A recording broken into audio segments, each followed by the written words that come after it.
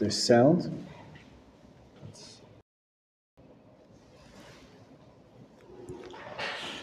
We're learning about the morning blessings. Hopefully you said your Birkot Torah this morning. It's part of the regular service, so maybe you didn't know what they were, but now you know what they are. You said 3 blessings, and then you said some verses from the Torah. You've already learned Torah today. This is nothing new. We're starting our class. This is your second class of the day, right? Because you learned the verses from last week's parsha. Yevarechecha Hashem, the bottom page 10, right? So we read some of last week's parsha, and then you read, if we turn to page 12, we read a Mishnah. It's the first Mishnah in the second Masechet. Who remembers how many Masechtot there are in the Shas? The Shas is another word for the Talmud. How many sections are there? How many Masechtot? How many tractates? 6. There's 6 orders, which is like 6 categories. And within all those 6 orders, there's a sum total of 63 Masechtot. So it's almost 10 each. 10 for each order, a little more than 10 each. So 63 Masechtot. So the first one is called Brachot. I have it right here. This is Talmud Bavli, Masechet Brachot.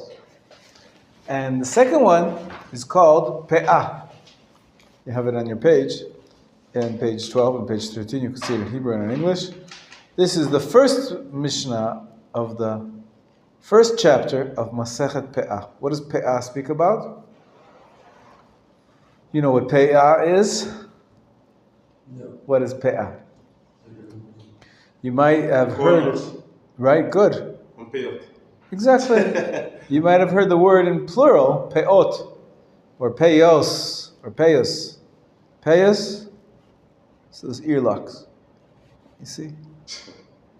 The extended hair, when it extends near the ears, they're called corners of the face. So the truth is, most of the Masechet doesn't talk about the corners of the face. It talks about the corners of the field. Torah says you have to leave the corner of the field for the poor people. So this is pe'ah. So pe'ah means corner. Yeah. In modern Hebrew, pe'ah is a wig. I guess coming from this idea that there's corners of the head where there's hair, and so a wig is sort of, I don't know, somehow it became called a pe'ah in modern Hebrew. So you have some women, right? The halakha tells us that the married women have to cover their hair. Some would cover their hair with a kerchief of some sort, with some kind of what are they called? These head scarves type of things. And some people put on, instead of having their natural hair showing, which the halakha says is not allowed, they put on a pe'ah. Pe'ah is a wig, modern Hebrew. There's different communities. Some people think this is better to wear a pe'ah, and some people say it's better to not wear a pe'ah, but wear. Some communities actually have both. You can call it kova? Kova is a hat, like you're wearing. That's a kova is a hat. Yeah. And a woman can also wear a hat. Yeah. Sometimes they wear hats, or hats, or kerchiefs, or a pe'ah. Anyways, pe'ah in this context means the corner of the field that you have to leave for the poor people. And that is the beginning of the laws of agriculture, which is the first order of the 6. Zera'im, literally means seeds. It speaks about the agricultural laws. In any case, Elu dvarim she'ein lahem shi'ur. You ready to learn for the first time the Masechet Pe'ah? It's not the first time, because you recite it every day. But you have no idea what you're saying. This is Yisrael. He's giving me a message. Are you ready? Top of page 12? He's on the way. Okay. These are the things for which there is no fixed measure. Michael, let me hear you reading Hebrew. Why don't you read it for us on page 13 at the top? Elo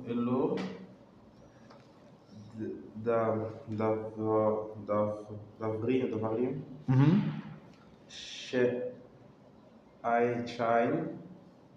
שאין להם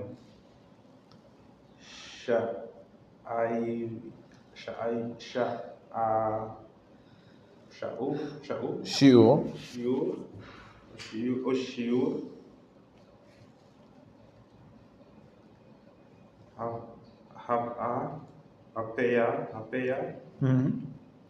That's why the whole Masechet, the whole tractate is called Pe'ah, because this is the first word. The Pe'ah. הפיה והביקורים והרעיון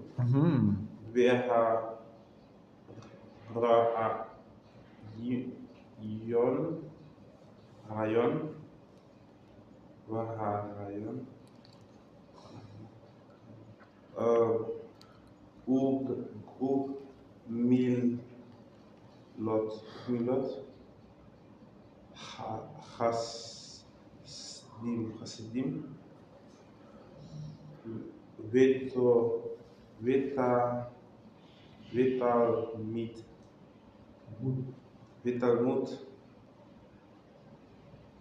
Torah. Mazal tov. You just read a Mishnah. Well done. Well done. That's it. It's a list. It starts off with the title. These are the things for which there is no fixed measure. Everything in the legal system has to be measured. Except for these. These are the exceptions where there's no, right? If you have to eat matzah, you have to eat a certain amount of matzah. An olive's worth. Right? If you drink a certain measure. Many things are measured. These are the exceptions that have no measure. Meaning you can give a little bit, you can give a lot. You can do a little bit, you can do a lot. It's up to you. It's your own decision. It's your own decision. There's no regimented amount. So what is the list? The list is as follows. Hape'ah, the corner of the field. Corner of the field has to be given to the poor people. How big is a corner? Corner could be this big, it could be this big, it could be that big. Right? Corner could be 10 meters by 10 meters or 1 meter by 1 meter. It's still a corner. Yes. How big? So how much do you have to give? It's up to you. 4 corners? Only one corner you need for the have- person. Okay. But they make the corner as big as you like. Okay. Okay? So this is the law of, it's like tzedakah. It's a form of in-kind giving to the poor. Okay. Sounds like you can give as much as you like. Although regarding tzedakah, we have rules. You're not allowed to give too much, because then you'll need tzedakah yourself. So you have to, it's interesting why it says that maybe you have other properties or other wealth. Because you're not allowed to give so much that you're left with nothing. So anyways, the corner of the field can be bigger or smaller. Next, ha-bikurim. What are bikurim? You should all know this. First fruits. Excellent. Why should you know this? Because was less Shavuot. Pesach. Not Pesach. Shavuot. Shavuot is known, one of the names of Shavuot is Chag ha-bikurim. So it's the beginning of when we start to bring our first fruits to the temple. Throughout the summer, whenever something ripens, we bring the first fruits to the temple. Okay? Bikurim. How many of the first fruits? How many? Which one? However much you want. En lahem shiur. There's no. So what does it mean they have no shiur? You see the Hebrew word shiur for top line? Yes. You know the meaning of what are we doing? What are we doing right now? It's called a shiur, but it has a different meaning. The meaning that we use is that it's a class, it's a lecture, it's a session, a lesson. But in this context, shiur means a measure, fixed measure. Every class has a time. It's only for an hour or 2 hours, whatever the class is. That's the shiur. Maybe that's why it got the name that the lesson is called a shiur. But really, the word shiur means to a measure, a specific measure. In any case, we use it more for in modern Hebrew for a lesson. But another meaning is a measure, that it doesn't have any measure. Okay, so the pe'ah, bikurim. We know the first fruits. How many first fruits? 5? 10? You pick the first fruits that will get ripened. How many of them? 1 grape? 2 grapes? You make your own decision. Make your own decision. Vehare ayon. You might need this word when you are applying for a job. You get called in for an interview. It's called re'ayon, an interview. It comes from the word lir'ot, to see you. Is there a mitzvah to have an interview? When is there a mitzvah of re'ayon? To see and be seen. It's a noun made from the verb to see, right? To have an interview. The answer is also, we just had it. Shavuot. Exactly. On the 3 foot festivals, we're supposed to go up to Jerusalem to see and be seen. It's called re'ayon. That's what this Mishnah is referring to. To see by Hashem. That's right. To be seen by Hashem. Not by the people. Not by the people. Yeah. And what do you do when you come to the temple? Bring korban. You have to bring a korban. How many? How much? Measurement. No measure. Whatever you want. There's no measure. There's no measure. You can bring 1 korban, 2 korban, 100 korbanot. There's no measure to the amount of re'ayon. But to see and to be seen, it's not only on the 3 festivals. It's every time when we are going to the Beit Knesset. Yes, but it's the halacha doesn't consider that to be one of the 613 mitzvot to go to the Beit Knesset. It doesn't say that in the Chumash. It does say in the Chumash you have to go to Jerusalem 3 times a year, Okay. and you have to bring something. How much? How much something? Okay. It's up to you. It's up to you. That's re'ayon. Also, it could mean the measure of the korbanot you bring. It could be the measure of how long you come for. You can come for 1 hour. You can come for 10 days. You can come for 3 weeks. But when you bring these offers, Yeah. you're not a tzaddik at that moment. Why? Because it's for Hashem, it's not for other people. Yes, so what's wrong with that? So I wonder, you're also then at that moment you are a tzaddik? Why not? You're doing what God told you to do. He told you to come to the Beit HaMikdash and bring a korban. We follow what He told us to do. We also have to give. There's different types of korbanot. We spoke about it, I think, last week. That there's korban olah, which is all burnt on the altar. There's korban shlamim, where some is burnt on the altar, some is given to the kohanim, and some is given to the owner, to the person who brings the korban. And you can share that with poor people. You could share that with whoever you want, with your family members. So there's different types of korbanot. But by all means, by doing that, you're doing what you're supposed to do. You're a tzaddik, of course. You're doing the mitzvah of re'ayon. When you get a job, it's not necessarily a mitzvah. I was thinking you're only a tzaddik when you do it to other people. It's interesting, yeah. No, there are mitzvot. You do it for Hashem. We have 2 types of mitzvot. Okay. Usually, we separate the 2 types of mitzvot. Actually, 3. You could say 3 types of mitzvot. Mitzvot between man and God, and mitzvah between man and man. And the 3rd type that sometimes we say is mitzvah between man and himself.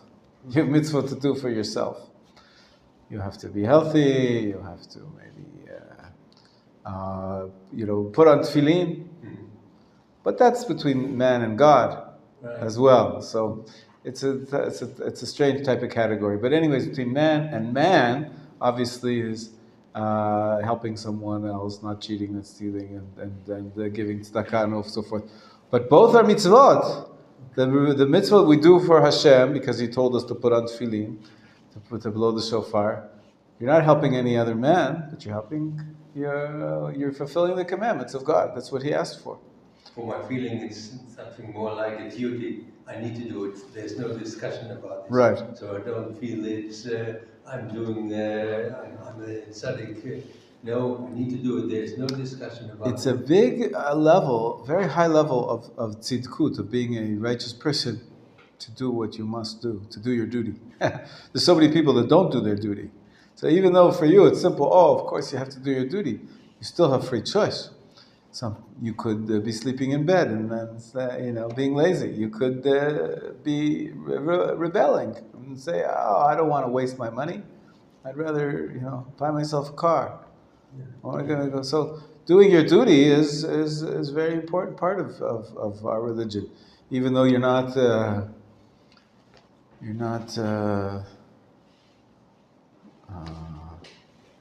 helping others necessarily. It's not between man and man, it's between man and God. But it's your duty, and you have to fulfill that, and you get reward for doing your duty.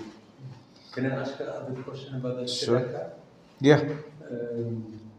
I always was thinking tzedakah, it means to give money for the poor. Always money. Mm-hmm. Is it also a tzedakah when I see someone asking for money, but I see, oh, he's hungry, and I just went to the bakery, I have something to eat with me, and I give this bread or whatever it is? It's also tzedakah. Sure, of course. So it's not always about money. That's correct. That's correct. You can do tzedakah with money. You can do tzedakah with clothes. You can do it with food. You can do it even with a smile.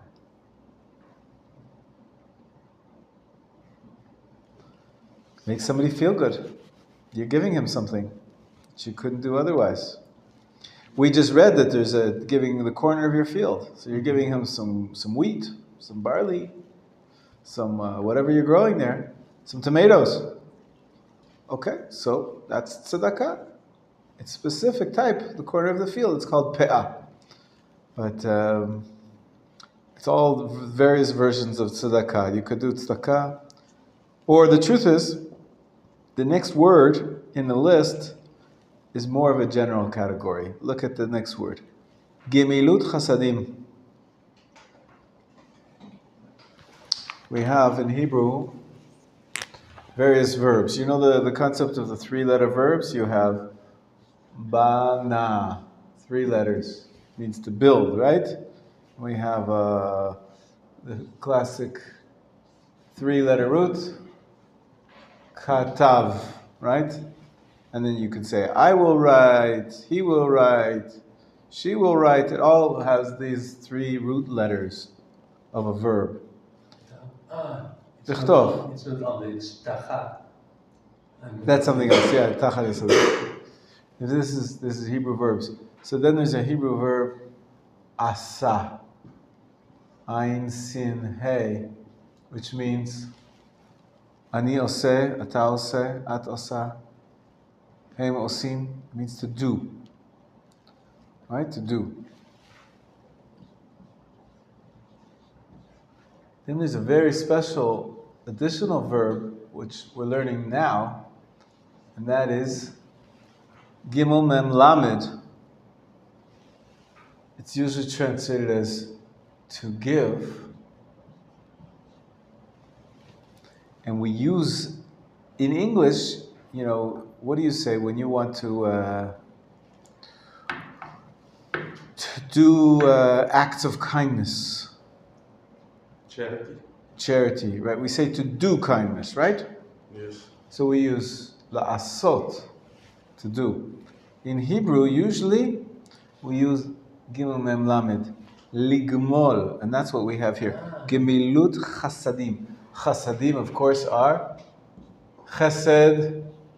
Chasadim is the plural of chesed. Chesed turns into hasadim. The 3 dots turn into a patach, as you can see here. Chataf patach, at least. And that means good deeds. That means, and he says here, kindness. Acts of kindness. So to do acts of kindness or to give? We usually say to give acts of kindness. In English it doesn't sound right?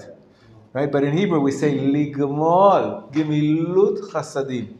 That's the next line. Gimilut chasadim. It means to do acts of kindness, but in Hebrew we use give acts of kindness. Gimilut, ligmol. We use this verb instead of that verb. Because chesed is very hard to translate. You have no perfect word to translate chesed. True. Right? You're right. Right. Chesed is many times translated here. It's translated as kindness. Many times other books translate it as Love. love. What goes it for much deeper? You cannot. much deeper, right? Yeah. Some people put the two together. Instead of saying love or kindness, they say loving kindness. One word. Loving kindness. You've seen that in some Yes, books? yes, Yeah? loving kindness. Whenever you say chesed, chesed is loving kindness. So this is what we just learned. Gemilut chasadim. That's usually the term, Ravid, for helping a young mother with her carriage, or an old lady across the street. Doing acts of kindness is usually referred to as Gemilut chasadim, and usually the word tzedakah is a subsection of acts of kindness with money.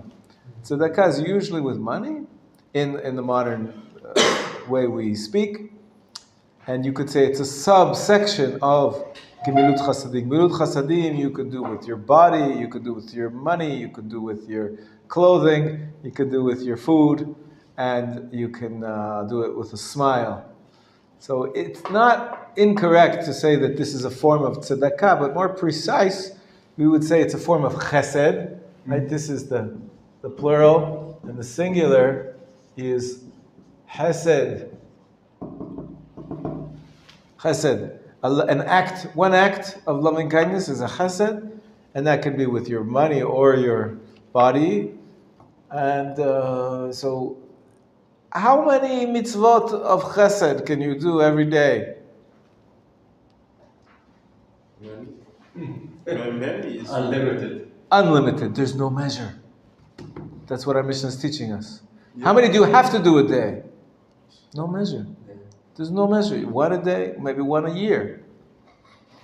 Whenever, hopefully more than one a year. Right? But we're supposed to do acts of loving kindness. How many? There's no rule. It's up to you. Gemilut chasadim, yeah. Ravid. A few weeks ago, I don't know where I've been. I come back by bus, walking to my home, and I said to myself, today I didn't do so much mitzvot. I need to do more.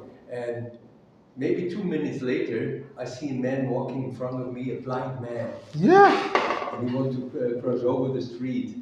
And I go to him and help him and talk to him. Beautiful. And it's like I can Hashem gives you many opportunities. That's amazing. There's something I recognize at that moment. Most of the time when we do these things, like help a blind person, most of the people, they expect that the blind man, in this case, will say thank you to you. Okay.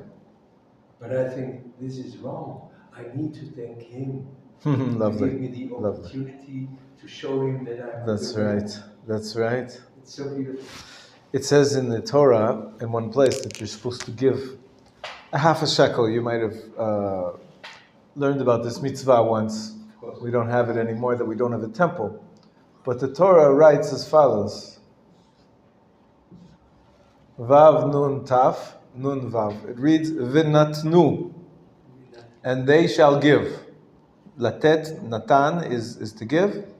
And the vav opens up with the vav, and it ends up with the vav. Right? V'natnu is the plural, that they shall give. So that's what the verse means. And they shall give, let's say the tzedakah, okay? They have to give this. Somebody noticed once that this is what's called an anagram, I believe. To what? No? acronym. No? What is an anagram to which? Read it backwards. One. It's exactly the same when you read it backwards and forwards. And the message sometimes people say is that when you give, you receive. When you sometimes giving, you receive more than. Wow, that's so strong. Yeah, it's a nice word. Some word that goes backwards and forwards. You can read it from the back to the front. V'natenu, just like v'natenu. Some special words like that. It's fun. It reminds me what my wife Odelia said all the time when we are outside and we need to give something, and I say, "Oh, this month we have some finance problems." She said, Don't talk about it. Just give. You will see when you give, it comes back much more. Nice, beautiful. Of course, we have to be responsible, but the principle is true. Principle is true. When you say that you were looking for a mitzvah to do, you could do mitzvot at home as well. You could do mitzvah when you pray, when you learn Torah. You're doing a mitzvah. To be more precise, you mean to say that you were looking for a mitzvah bein adam lachavero, between man and man. You wanted to do some interactive. As we talk about mitzvah, so there's two types. There's bein adam, between man, right? Bein adam, between man. We always start with man. That's who we are. And then there's lechavero. What's a chaver? Friend. That's right. So between man and his friend, meaning another human being. You need it. You It's okay. And ben adam la makom. Makom is used as a nickname for God. For between man and God, and between man and people. Okay. So there's two types of mitzvah. Between man and man, and between man and God. So, of course, it's good to do both types every day. But it's nice to be aware that you felt that you didn't do anything for somebody else today. That's a nice feeling. As this is what Gemilut Chasadim is. It means to give, act. To give, literally, the word gamal means to give, but in English it doesn't work. So we say to do acts of kindness. Mm-hmm. And the last one, what's the last one in the Mishnah that you learned?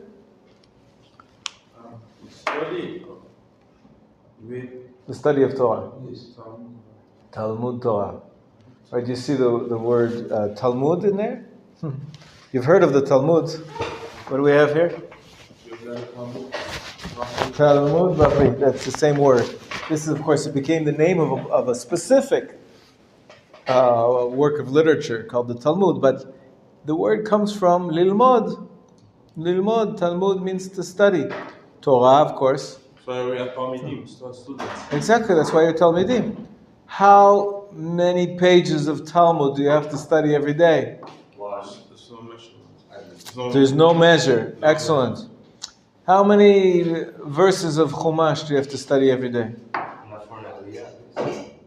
No measure. How many words of the Mishnah do you have to study every day? No measure. So it's fine to do zero? That's a good question. Good morning, Hirsch. That's a good question. You have to at least a bare minimum, no?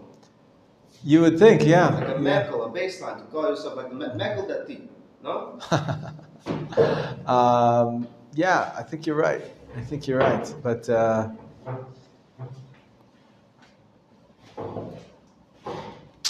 Talmud says that there's a debate about this. Well, the Talmud debates how much Talmud you should be studying. That's right. Torah, though, again, the word Torah, Talmud Torah doesn't mean the Talmud, and Torah doesn't mean Torah. Both of these words have various meanings. It means learning Jewish topics. That's right. Torah can mean the 5 books, it can mean the full Tanakh, and it can mean all of Jewish tradition. All the literature, everything that's Torah, that's written as part of our religious literature. It's part of the Word of God. That's called Torah. So and this is why we say we come to the yeshiva to learn Torah. Exactly. Even though you may be studying Talmud from morning to end, you never touch the Chumash, you never touch Tanakh, we still saying you're learning Torah. Exactly, we spoke about this before Shavuot. Torah Shebal Peh, Torah Shebichtav, that's right. And Talmud also. Talmud means to study, like a Talmid, even though it also is the name of a book as well. So there's dual meanings of these words, and so by your context you have to know. So there is a discussion about how much Torah do you have to study every day? What's the bare minimum? Good morning. What's the bare minimum? Shouldn't it be in Aliyah? Could be, that's an option. There's an opinion, and then there's actually a debate. There's an opinion that says, even if you just read Shema Yisrael, Hashem Elokeinu Hashem Echad, every morning and every evening, you have a mitzvah to read the Shema. Where does it come from? It comes from the Torah. So at the same time you fulfill the mitzvah of reading the Shema, what other mitzvah have you fulfilled? Torah study. Torah study. So one opinion says, as long as you say the Shema morning and evening, you fulfilled also the mitzvah of Torah study. But when I compared what we talked about this earlier, when we read in the Siddur, the blessing of the Torah, it's also, because when you say, well, the minimum, this is also, it's a must. Right? It's Torah. Right, so according to this opinion that I'm just referring to now, as long as you say the brachot, the three blessings, and then you say the Shema, that's good enough. That's good enough. Then this is the interesting debate in the Talmud. Some rabbi said, this should be kept a secret. Don't tell anybody else the law I just told you. Why? Well, I'm going to be next. Exactly. They'll just say, oh, I don't have to study Torah anymore. I did the Shema. That's it. Other people say, no, it's a mitzvah to tell everybody. Why? Because there could be some Jew who's very, very busy at work and feeling very bad. Oh, I'm not a good Jew. I'm not doing it. He's doing what he should do. He has to work. He has to support his family. Sometimes maybe he's a doctor saving lives. Who knows what he is? And he's feeling, oh, I'm so guilty. I don't learn any Torah. I don't learn enough Torah. For him, it's a good thing to study this precept that even a little bit of Torah, you fulfill the mitzvah. But the bottom line is here, this is the end of the list of those things which have no measurement. There's no measurement. Study a little bit or study a lot, you fulfilled a little bit of the mitzvah of Torah, a lot of the mitzvah of Torah. It's amazing. Of course, what an amazing, easy mitzvah. Wherever you are, even if you don't have a blind man to help, or a woman with a carriage, you can always open up a book. You can always study a little Torah. Wherever you are, every place in the world. Except the toilet. Except, good, you're right. You're not supposed to study Torah in the toilet, that's right. It's disrespectful, that's right. Yafeh. But otherwise, even at midnight, you're alone, I really want to do a mitzvah. Open up a Chumash, open up a Talmud, open up whatever books you have, and study some Torah. There's no limit to how much Torah study you can do. When you're in yeshiva, how many hours of Torah study should you be doing? One a day. Start small, one day. It's a good start. How many hours? Not 1 hour of day? How many hours? Torah study. Torah study when you're in yeshiva. Class, you mean Judaism in general? Judaism study, Torah if you're in study. yeshiva. When you said Torah, I thought you meant Chumash, like Perush stuff. Listen, you have to sleep. You have to eat. No, not you have to shower. You have to go to the bathroom. So how many hours do you have? Maybe you need a break. 10. 10. Anybody else? How many hours a day do you study? I think there is no limitation. I think a good yeshiva student, let's say he starts studying it, goes to Shacharit at 7, davens for an hour till 8, then he brushes his teeth, eats breakfast, calls his mother on the phone, whatever it is. 9 o'clock classes start, right? What section is this? Page No section. 13. No, what does it say here? Blessings over the Torah. So 9 a.m. till 1 p.m. How many hours is that? 4 hours. Then you take a little break. You have lunch. You have mincha. Take a little break. We start up again at 3 o'clock, studying Torah. When is the next break? 6 o'clock. 6? What's at 6? I don't know. When's dinner? Oh, 8:30. When's Alvit? Hirsch, when is Alvit? When's dinner? Alvit, that Gimel Refuya. Yeah. What time? In Machon Meir, do you know what time? 8:10. What time? 8:10 p.m. 8:10. And when's dinner? 7:30. 7:30. So from 3 till 7:30, how many hours? 3 now. Another 4.5. 4.5. 4.5. So how many do we have? 4 in the morning, 4.5 in the afternoon. 8.5 hours. And then you have dinner, and then you have Arvit. By 8:30, you're finished Arvit already. 7:30 to 8:30, you eat and you have Arvit. 8:30, we have an evening shore. Till when? So sometime 9:30 or 10 It o'clock. should be even 10:30. And then you can study on your own. But the bare minimum, I'd say, would be from 8:30 till 10:30, 2 hours. It's called night seder. Seder is a course of a period of study. So we have morning, afternoon, and evening. 4 hours, 4.5 hours, and another 2 hours. Sum total, 10.5 hours. That's the minimum that a yeshiva student should be studying. You can do an hour later. You can do an hour during the break. You can get up earlier. You need a whole hour to eat breakfast between 8 and 9. It's another hour. You could get up at 6 a.m. and go to sleep at midnight. 6 hours is enough to sleep. How much time do you need? When I was in yeshiva, there was a period that I was learning 13 hours a day. If you're serious about what you're doing, you look for every free moment to study Torah. What's the required obligated amount? Measure. How many hours do you have to study Torah? 0 hours.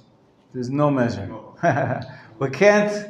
we can't put a number on it, but when you're in a structure of a yeshiva, we do. Right? You have conditions here, so that you can study, and you have requirements. So we have 4-hour mornings, 4.5-hour afternoons, 2 hours in the evenings. Minimum of, what did we reach? 10.5? No.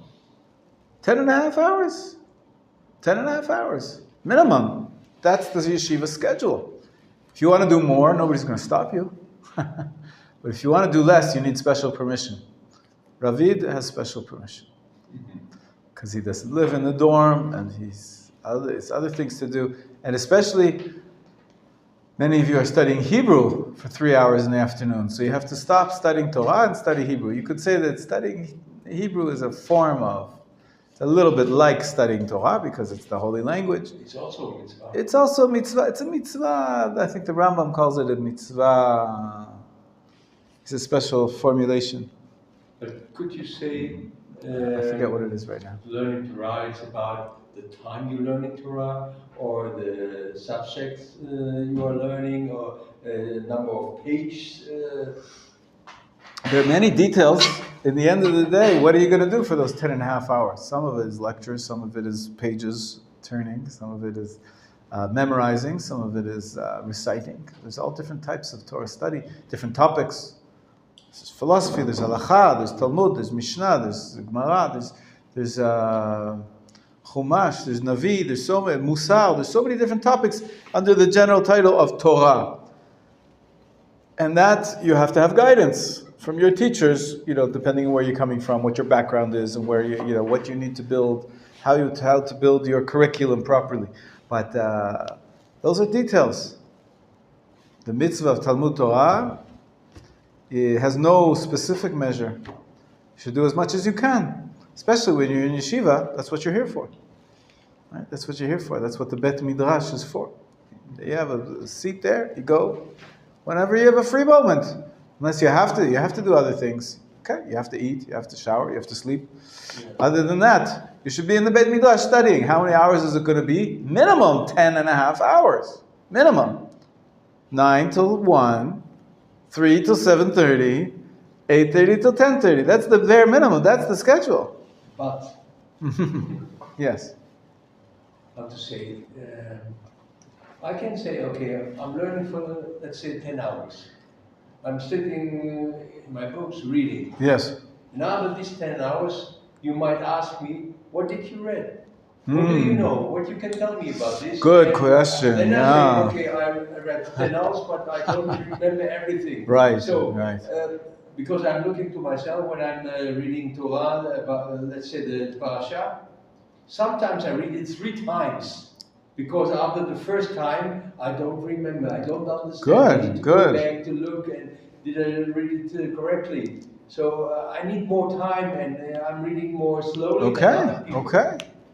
By all means, it's a good consideration. One second, I'll take your. But Ravid is saying that there has to be a measure of quality. Yes, it's right. not just quantity. Yes. And you're right. There is a mitzvah that you're supposed to remember and know the Torah as best as you can. Somebody has a very poor memory, God won't judge him for the same way as somebody who has a very good memory. If you have a very good memory and you waste it on knowing all the sports scores, or all the different models of cars, or being very big expert on politics, so you're wasting your talents. You're supposed to be using your talents. If you're a politician, if that's your job, you need to use it for that too. But you should be using your talents for Torah study and be memorizing the words of the Chumash and the Mishnah and the Talmud as much as possible, and review and writing things down, taking notes. Whatever helps you retain is also a part of the mitzvah of Talmud Torah, of studying Talmud Torah. You get used to the term. It's here on our page. Talmud Torah, the study of Torah. So it's all part of the mitzvah of Talmud Torah. Again, here too, how to balance the different types of Torah study. Some in depth, some are more giving you comprehensive knowledge. Sometimes you do just focus on, okay, I'm going to read the words. These are holy words. Reading them, there's room for that type of study as well. There's different types of study, but that's all. It's good discussion about what the quality is. Our Mishnah discusses only quantity, right? Is there a measure? No measure. Yes. But no measure on the low end. No measure on the high end either. Right. Maybe you should be studying 14 hours a day. Sleep a little less. 15 hours a day. They say that the Gra, Rabbi Eliyahu from Vilna, he studied 20 hours every day. He rarely slept. He had this whole system of sleeping a half an hour at a time. Every few hours he would sleep for half an hour, and and then he would get up and study. And over the course of the day, he would study 20 hours a day. It's a very unique situation. Most people need more sleep than that, and don't try to be, sometimes you could try to be extreme and then you crash, and you end up not studying at all. But is it realistic? No, not for the average person. For the average person, it's not realistic. Because I need to buy my food, to take care of my laundry. Correct. So in the yeshiva, this is why the system is set up, so that all those things, almost all of them are taken care of for you. You don't have to prepare food, you don't have to shop, you don't have to cook. You laundry in the building, you put it into the machine, you take it out an hour later. Can't get simpler than that. How much time is that going to take you? Once a week, a half an hour? Ironing, that's another level, but almost all of the details, all of the needs are taken care of you so that you can maximize your time studying Torah. And of course, you also have to help the old lady cross the street and do mitzvot. Primarily, learning Torah is ben adam lechavero. Ben adam lamakom, between man and God. You also have to do ben adam lechavero. The truth is, in yeshiva, you have so many opportunities to do mitzvot with your friend, even if he's not blind or an old lady or holding a carriage. He needs a smile. Your friend needs somebody to talk to. You need to help him get a meal that he can reach. There's so many, just get a book for him, get a chair for him. There's so many things you can do, ben adam lachavero in yeshiva, as well as ben adam lamakom. Okay, yeah, Hirsch, thanks for waiting. So, I looked here and in Sefaria, Yeah. in most places where it says Talmud Torah, Yes. the Tav, the word Talmud is full, it's Yeah, yeah. But if you were to isolate and not in a sentence, you just write it. Would the Tav in the word Talmud have the Talmud Torah? Absolutely, it will. The difference is there's the vav here. It's because of the vav. Vav, Yud, Aleph. Yeah, it takes away the dagesh from the taf, yeah. correct. But isolate out of the sentence, it's Talmud Torah. Yeah.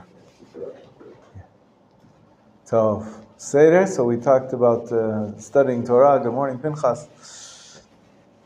How are you? Okay. Kupat Cholim. You have to take care of what you need to. Other than that, we're learning Torah. And of course, there's many distractions. You might have heard of something called work. Some people have to work to make a living. And of course, so when you're working, you can't study. So, but other than that, you should try to, there's no measure. You see, Gmilut Chasadim, we're in page 12 and 13 at the top of the page. It says these are the things that have no fixed measure. The last two are acts of kindness and the study of Torah. What is acts of kindness? Ben Adam le Chavero, between man and his fellow man. Chaver. And what is Talmud Torah? Ben Adam, the Makom. We have immeasurable. There's no end. There's some people that they can't study very much. Maybe they can do Daf Yomi. Maybe they can study for a half an hour a day. But then they have ants in their pants. You know what that means? They have to move. They have to...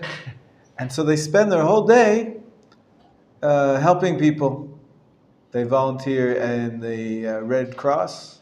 In Hebrew, it's called Magen David Adom in Israel, right? So they're a paramedic. They're always on call. They have a beeper. Beep, beep, beep. Someone needs help. They're running from here, running to there, running to there, running to the hospital, running back. They're helping people all day long. They're doing more Gemilut Chasadim and less Talmud Torah. Is that okay? There's no measure. Depends on who you are and your situation. If you're studying Torah and you're going off, if you're in yeshiva, you should be focused more on Talmud Torah and less on running around town saving, little girls and their cats out of the tree. Right? So there's a time and place, and there's also different people, different strokes for different folks, right? But you have that flexibility because there's no defined measure of how many acts of kindness you have to do every day and how many pages of the Chumash you have to do every day. There's no defined measure. Do the best you can. So, if I understand you good, you say there need to be a combination between learning Torah and living Torah. Yes, you could say that. Sure, 100%. Just one is not enough. We need That's to do right. both. Of course. We have to do both. We have mitzvot, Torah and mitzvot. Mitzvot are actions mostly.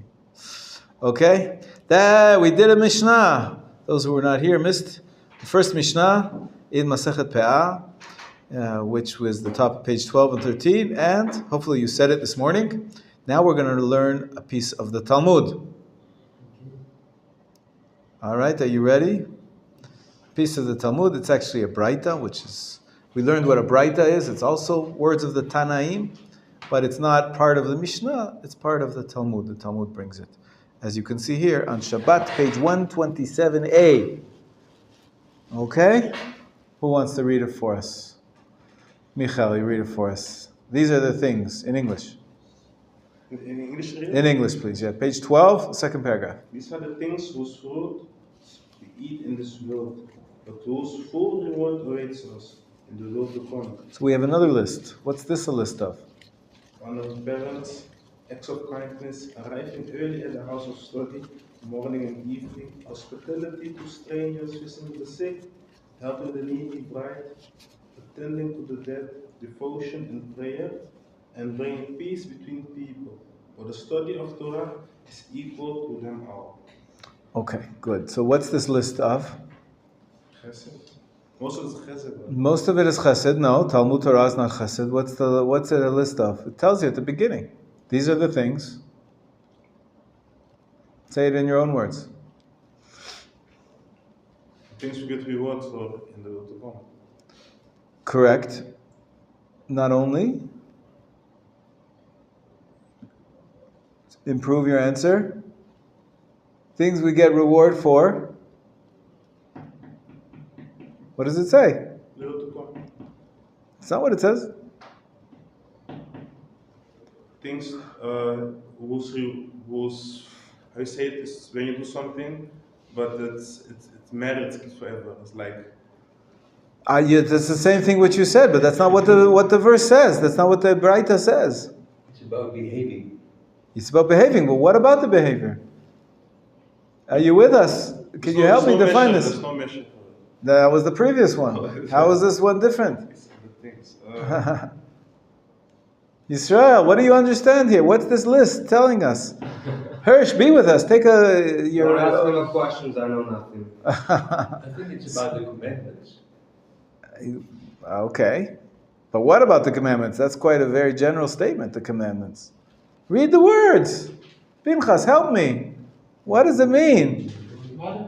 Page 12, the second paragraph. It's a Braita, which is giving us a list of what? What is the list about? Midot. Midot. They're actions.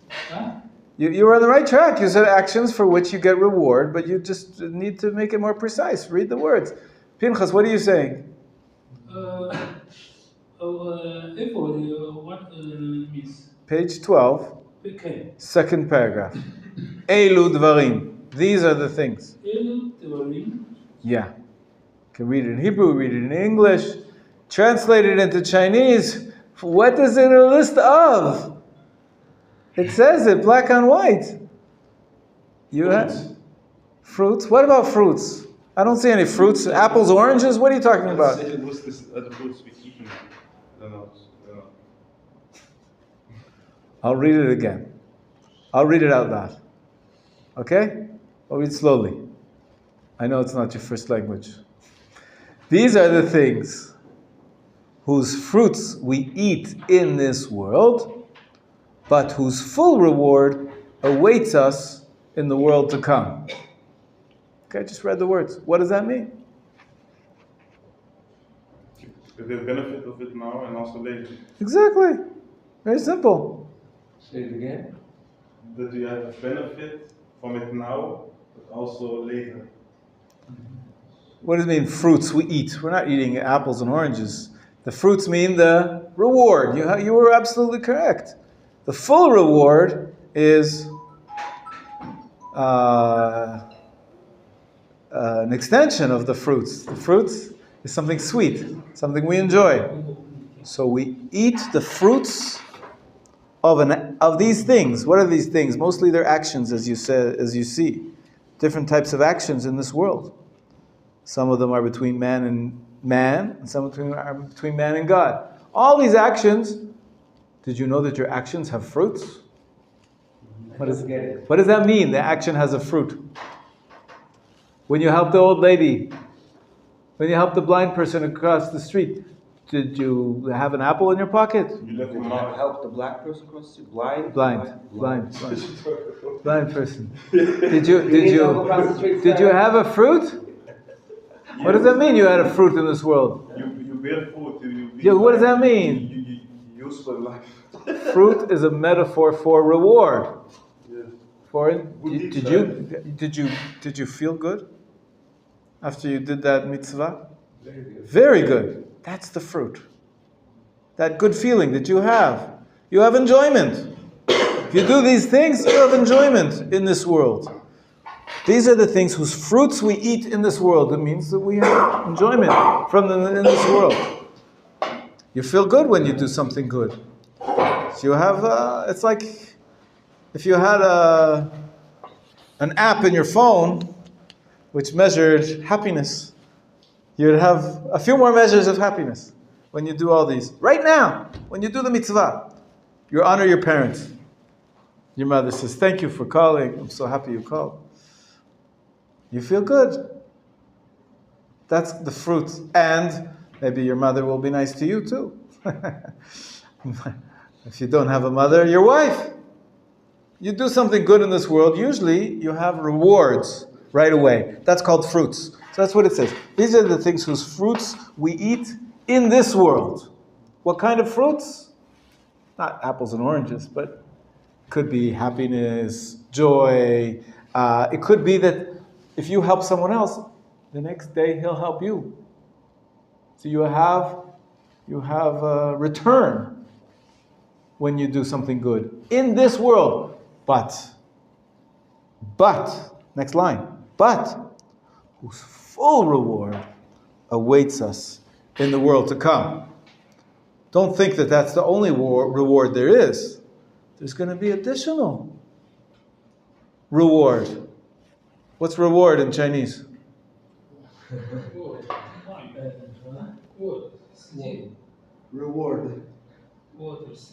Sijie.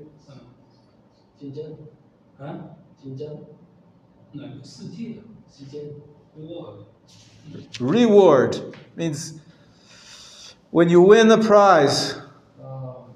Reward,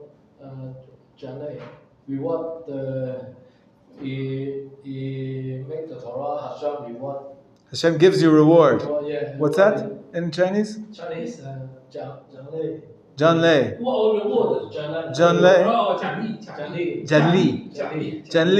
励, okay? So you get reward in this world and also in the world to come. We're promised that Hashem will give us reward in the world to come. You found it in Chinese? No. Yes. 奖励, or this one, okay. So it's something about the goodness we need to pass through. More so, okay, one second. And it will return like a boomerang. That's right. You get a return. You get something back. You gain something in this world, and you gain something in the world to come. That's the list. Okay? Is that clear? Yeah. Question, because No, he said reward. when the Torah say about honoring the parents, it says also like honor your father and mother Yes. as you live in the land. Yeah. It's also that like an example of a food because Absolutely. When many of the rewards, it's interesting. Most of the rewards in the Torah are in this world. We read it every day in the Shema. If you keep the mitzvot, it'll rain, you'll have food in the field for your animals, and you'll have what to eat, and you'll be satisfied. That's fruits in this world. Our sages teach us, don't think that's all. The full reward, sounds like even most of the reward, will come later, in the world to come. Even though the Torah doesn't speak about it openly, our tradition tells us that there's more than just this world. There's the world to come. In this world, many Haredi reading Torah, 可以用这个 Torah 后代，把成一个国父。Right. That's another discussion of we just talked about it before you came. But of course you have to, work if you have to eat. You shouldn't be begging for tzedakah, but that's another discussion. We're not going to talk about that right now. But the list of what is important, let's see, these are great things. These are great acts to do because you get double reward in this world. And some things you might do in this world and you think, I get no reward in this world, only in the world to come. For example, if I don't wear wool and linen, is there any reward in this world? If I wore cotton or wore wool and linen, what's the difference? There's no benefit. But in the world to come, there'll be benefit because Hashem promised us reward for keeping the mitzvot. Or if what other mitzvah, which is primarily for the world to come. You might think there's no benefit whatsoever in this world, putting on tefillin. Does it help your blood pressure? Some people say that it's actually healthy to put these straps on your arm. I don't know if that's accepted medically. So there's no benefit of putting on the tefillin in this world. There's no reward. I don't get any fruits from it. Maybe a little that I feel connected. But in the world to come, I'm doing what Hashem said. It's mitzvah ben adam la makom. and Hashem will reward me in the future world. But this list, how many are there? 1, 2, 3, count them. 4, 5, 6. How many in the list? How many are in the list? 10. Almost. Count them. You have it in front of you. Count them. You see the list? Honoring parents is number 1. 11. 10. No. Honoring parents. Right. Practice. Arriving early at the house of study. Hospitality to strangers. Sick. Helping the needy bride. What's needy bride? I'll explain in a minute. Finish the count. Tending to the dead, the Kavanah prayer, and bring peace between people. So 9. But they say that in the 10th is... You missed one. But it's There's actually 11. Honoring, acts, But morning and evening is one phrase. Oh, you're right. Good. You beat me. You're right. Arriving early at the house of study, morning and evening, is just a continuation of the same sentence. So it's actually 10. Because the last line, the study of Torah, is one of the list. So there's 10 items in the list. That's actually nicer than 11. But I think that the biggest problem we have when we read this is when we talk about the human being, we don't have enough emunah, enough trust, enough, how to say this, sablanut, patience, because we expected the rewards very soon. That's right. And we don't know when it will come. So this is why we talk about the next world. The next world also can be tomorrow or next week. We don't know. Right. Have you heard of the Marshmallow Experiment? It's very famous. I don't know if you've heard of this, Israel and Pinchas. You can see it online. You can type in the Marshmallow Experiment. And they show a little video. They took small children, 5 years old, I don't know, maybe 6 years old, maybe younger. And they put them in a room with the cameras filming them. And they told them, there's a marshmallow there. If you take one now, you can eat the marshmallow and you enjoy. And if you wait 5 minutes, I think it was, then you'll get 2 marshmallows. So try to see if you have a high time preference or It's low called time preference. delayed gratification. To delay getting the reward.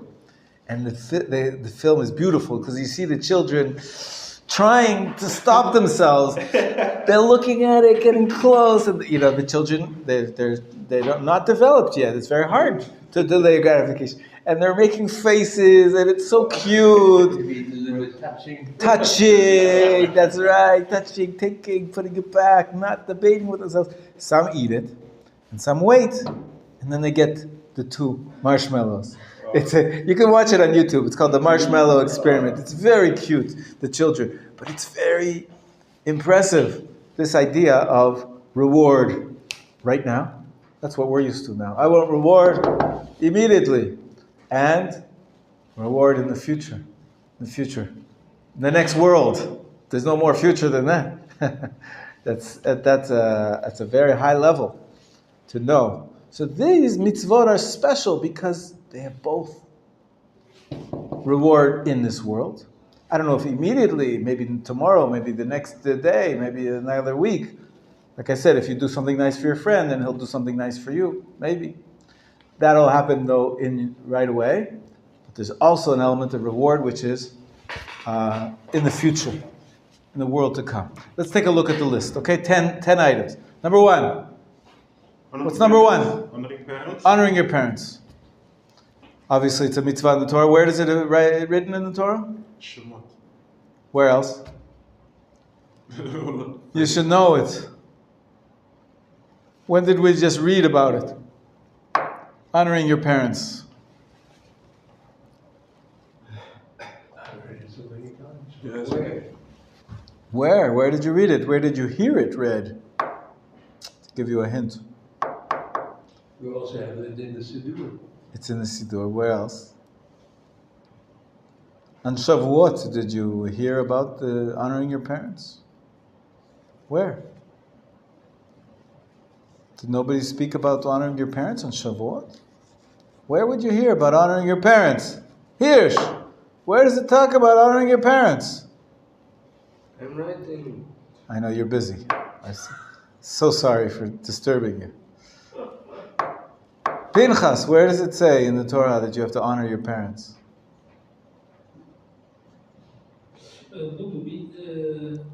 Study Torah.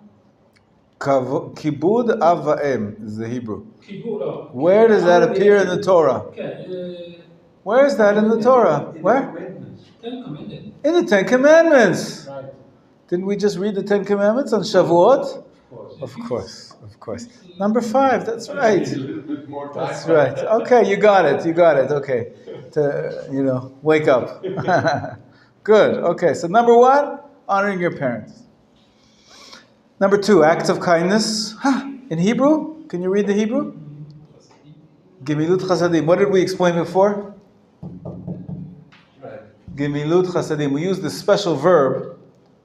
In English, it would translate to give loving kindness.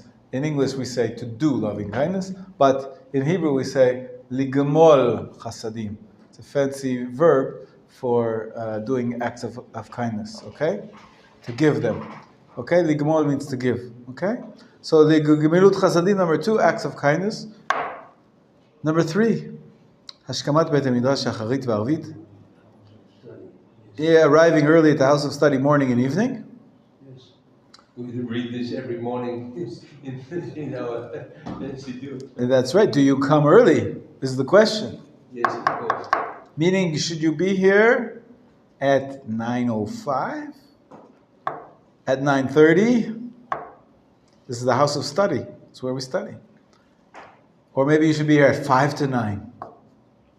I used to do this very much in the morning at 4:30. Wow, that's really early. Okay. And in the evening? Meaning, you go to work all day. Right, Pinchas? You have to work all day.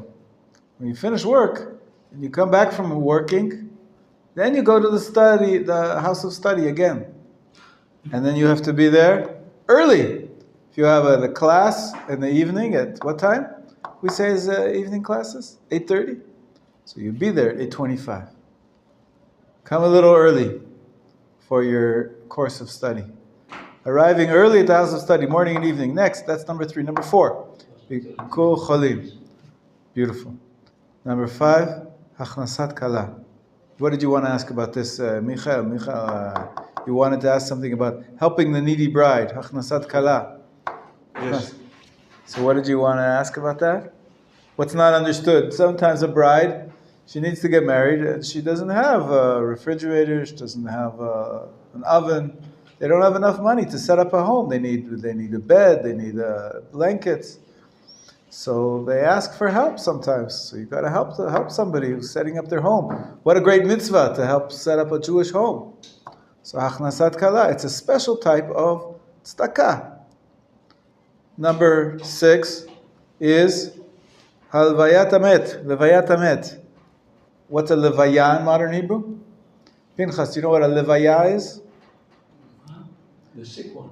No, that's Bikur Cholim. Levayat Hamet. Have you ever been to a levaya? Levaya is a funeral. Yeah. Levayat Hamet, accompanying the dead, attending to the dead. Have you ever been to a Jewish funeral? Yes. No, not yet? Okay, you have, okay. Okay, Israel, have you ever been to a Jewish funeral? Funeral, what, do you know what's funeral in Chinese? When somebody dies, they go to be put in the ground. Funeral. We say labaya. Their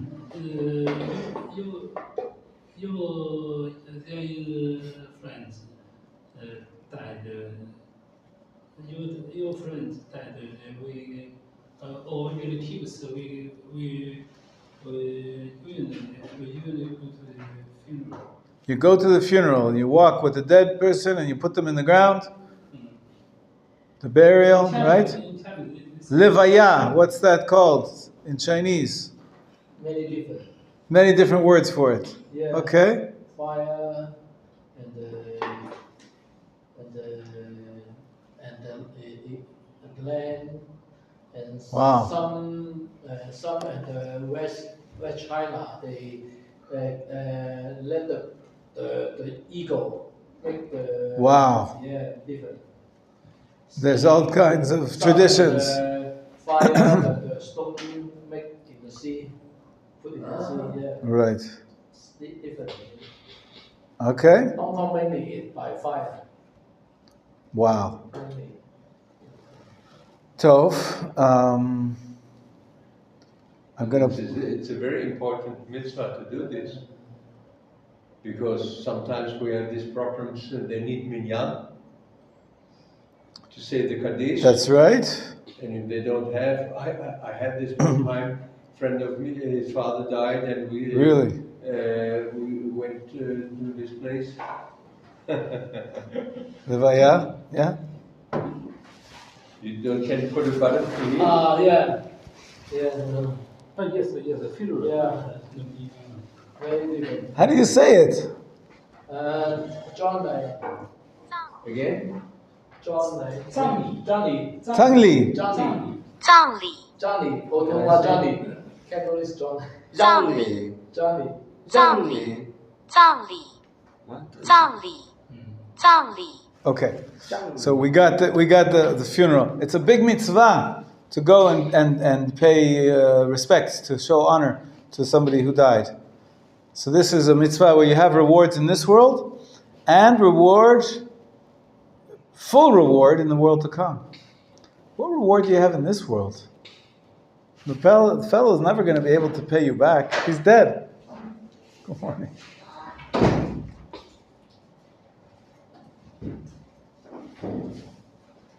How can you have fruits in this world of going to a funeral? It's also when we die by ourselves. That's right. I think that when you'll we need the Kaddish, and so that's right. You'll get paid back by the community, not by him, but you'll be paid back by the people around you. That's right, exactly. Next, Iyun Tfilah, page 12. Yeah, page 12. Yeah, page 12. Iyun Tfilah means, here he translates that as devotion in prayer. It could mean study of prayer, like we're doing right now, but that's number 8. And then number 9, Hava'at Shalom ben Adam le'chavero, bringing peace between people. Have you heard of this story about Aharon HaKohen? which story there? The story about the Aharon HaKohen, he was well known. It says that when he died, all of the Jewish people mourned for him because he was so beloved. Why did they love him so much? Because what he did, it says in the Mishnah that Aharon was Ohev Shalom, he loved peace. Odef Shalom, chasing after peace. Ohev et habriot u'mekarvan Torah. So what made him so chasing after peace? What did he do? When he heard that there's two people that were fighting, they were very angry with each other, he wanted to make peace. They said, no, thank you, I'm not interested. So what he did, he would go over to one privately. He'd go over to one of them privately and say, I heard that the other guy is feeling sorry that you're so estranged, you're so distant from each other, and he really wants to make up. He was lying. But he said that. And then he went to the other guy and he said, secretly, I wanted you to know, I've been speaking to the other guy, and he really wants to make peace. He feels bad that you're so distant and you're so estranged from each other. And then, when the two of them came together, they all felt, okay, if you want to make peace, let's make peace. And he brought them together. This is a curious way to bring people together by sort of convincing each one that the other one wants to make peace. And so this was Aaron's tradition, to bring peace between Jews.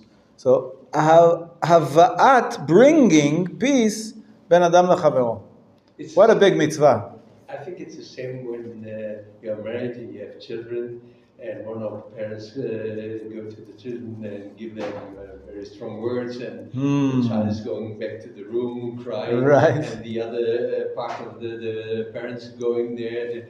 Okay, I understand your feelings, but you don't understand what your mother is going through, and she loves you so much. It's exactly the same. Right, very similar. That's right. As a matter of fact, later on in the prayers, there's another section which is very similar. It has a list of these types of mitzvot. And there it adds not only bringing peace between man and man, but it says between people, it says bringing peace between man and his wife. Wives are people too, and so are husbands. So bringing peace between a couple which is having marital discord, problems in a marriage, is a big mitzvah as well. It's not easy, but we have to try. And so this is, and of course there's a reward in this world. You feel so good, everybody's happy, they're thankful. It brings so much fruits in this world, but we're promised even more reward in the world to come. And the last line, number 10, is Talmud Torah. Once again, the same words, the Talmud Torah, but here it says Keneged Kulam. It adds not only is Talmud Torah something that's very fruitful in this world, it gives you enjoyment in this world, you feel happy, you feel accomplished, you feel knowledgeable. Wisdom in this world, Torah wisdom can really help you in this world, but of course it's a mitzvah, then Adam Lamakom, Hashem will give you a reward for it in the future days. What does that mean? Keneged Kulam is equal to them all. Simple understanding is that it means that it's so important, that it's so valuable. It's as valuable as all the other 9. Talmud Torah is more valuable, it sounds like, than honoring your parents, than acts of kindness, than arriving early at the house of study. I mean, how do you learn to honor your parents if you don't study Torah? Yeah, you're right. It could be that's why, because the Torah is a means to teaching you to do all the others. For example, my father would say, you need to respect your mother and father's commandment. But he did not raise me with Torah, so of course I'm going to be ungrateful, worthless, disrespectful. Something like these are things these are adjectives he would describe to me. I'm like, now I'm looking at hindsight, you didn't raise me with Torah. What did you expect would happen? Interesting. It could be that people that don't have Torah can reach the awareness that you should honor your parents, even without Torah. Right? Most of the world doesn't have Torah, but still, most of the world honors their parents. It's a little bit of a basic. It's not perfect. No, of course. I would like to believe. With Torah, it's obvious. You understand what it means when you study Torah. Yafeh, terrific, good. Yes, Pinchas.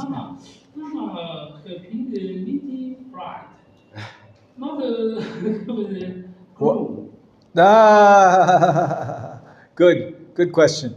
In the ancient world, women couldn't work. Women, no, in the old world, in the old time, hundreds of years ago, women couldn't provide for themselves. They didn't know how to read and write. They just, knew how to maybe sew, at home. But they couldn't go out and make money.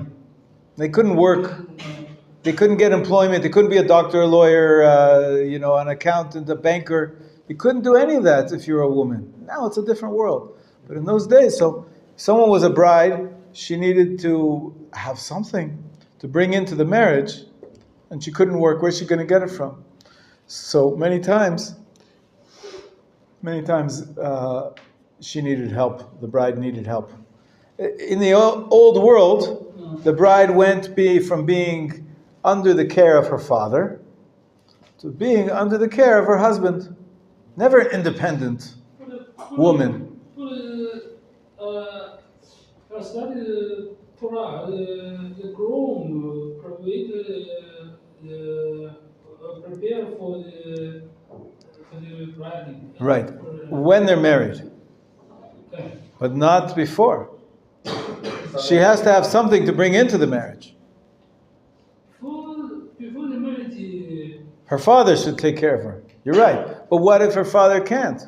If her father doesn't have enough money to buy her a dress and to buy her, appliances and to buy her a couch, who's going to help her?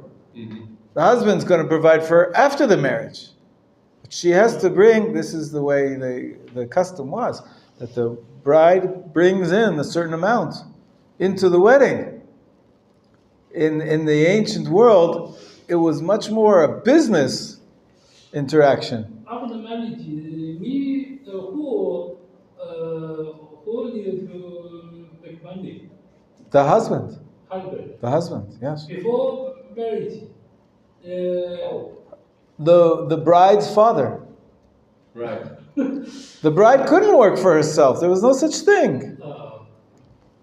You understand? Okay, But so. there is something else. Just looking to my own situation. Okay. I am married. Yes, Baruch I'm Hashem. living in Canada. Okay. And my wife, she encouraged me to learn Torah. Amazing. To say it's okay when you're going to live in Jerusalem to Yeah. study Torah. Right. I don't see you every day, Wow. but I need to do this. It's beautiful. Tremendous This is dedication. Also, it's exactly to Bringing peace Yes. between people, between the husband and wife. Yes. Okay, that's beautiful. This is what she Amazing. is doing. She's going to get reward in this world and in the future world. Right? Amazing. It's so beautiful. Yafe. Yafe. Talmud Torah is equal to all of them. It's so valuable that it's, and that's really why you find some people. How many times did you visit the sick in the last week?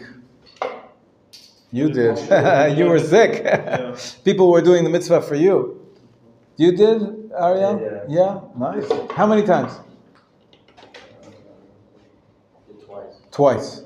And how many times did you get up early for the Beit Midrash in the morning and evening? Come early for class? Not so many, right? And how many times did you learn Torah this week? More than 2? Yes. Many more, right? Every day. Every day. Of course. Every day. And this is probably why. Because of this Mishnah. Mishnah teaches us that all these mitzvot are important.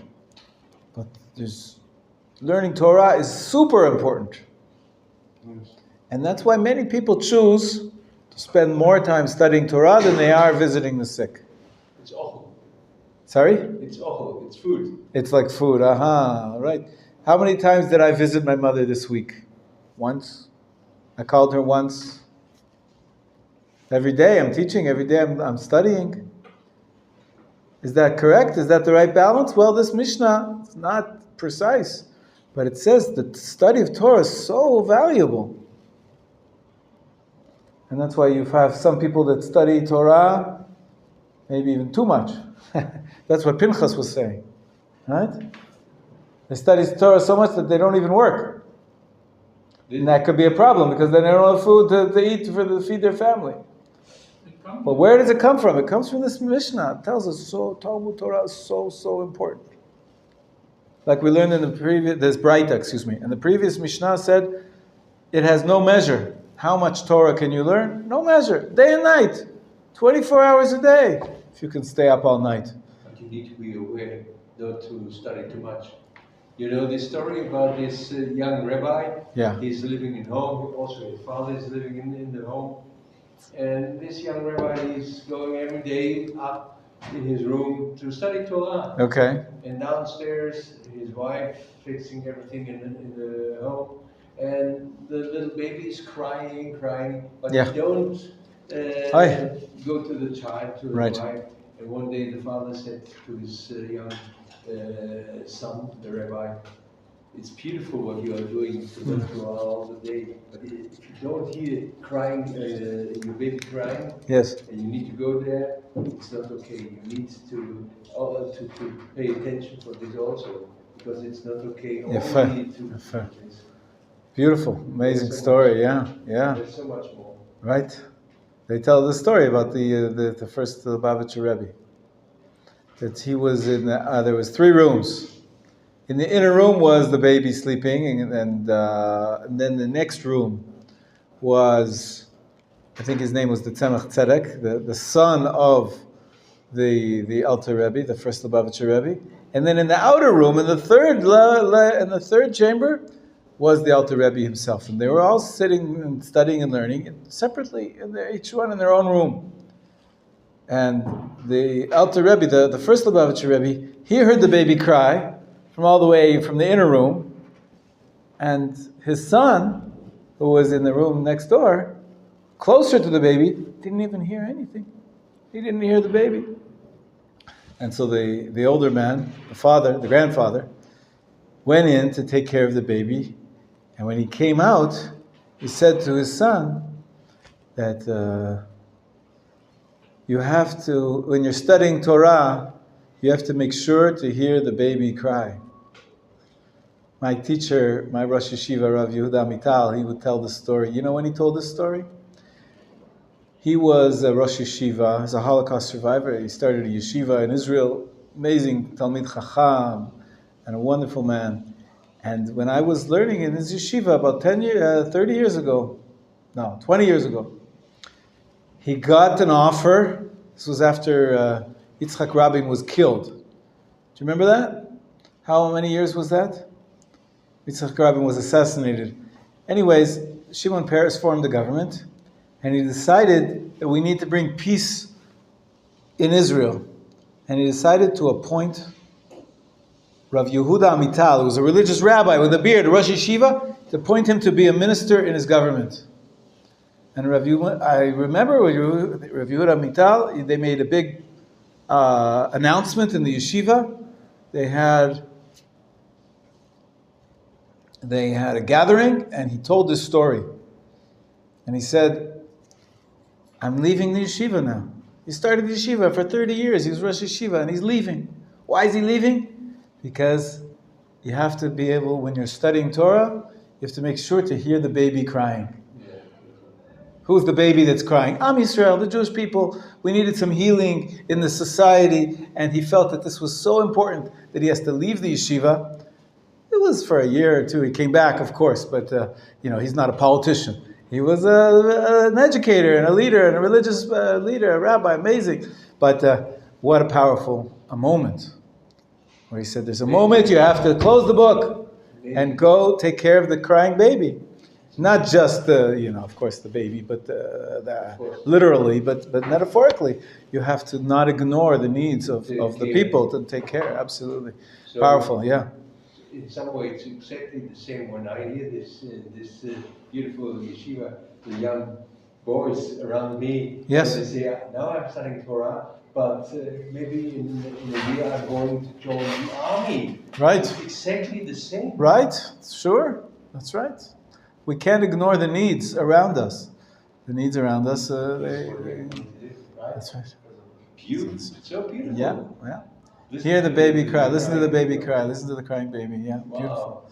Amazing. Okay, so we'll stop here for today. And I have one sure, go ahead. Could you repeat, please, Yeah. this expression you wrote down? You can read from the right and from the left. The last, yes. Sure. Because it's also, we spoke about this all the time. In the simple way to read it is from right to left. Venatenu, and they will give. And they will give. Venatnu.